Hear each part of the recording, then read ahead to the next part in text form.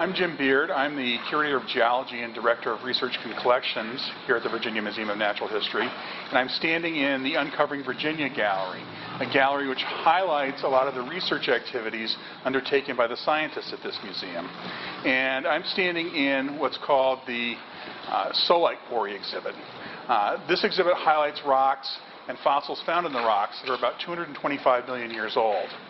And preserved in these rocks are some of the best preserved insect fossils found anywhere in the world. This is a globally important site that VMNH researchers have been working on for the past 20 years.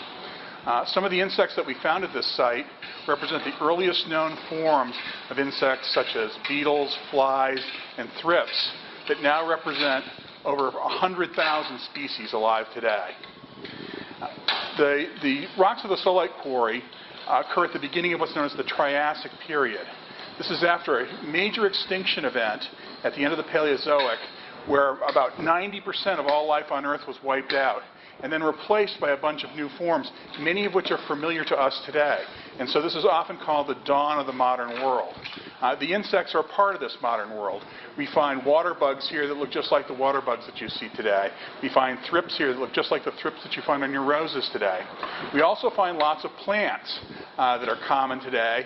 Things like gymnosperms, or pines, cycads, ferns, the kinds of plants that we often see around today, some of which weren't around or weren't abundant anyway in the Paleozoic period.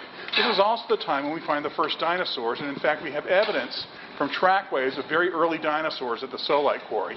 And of course dinosaurs went on to evolve to become birds and other animals that again we're familiar with today.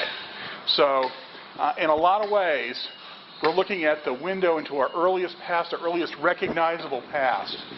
Really the beginning of the life forms that we're used to seeing on land around us. Many of those forms are represented in these rocks about 225 million years old. And in many cases, these are the earliest examples that we have of these forms.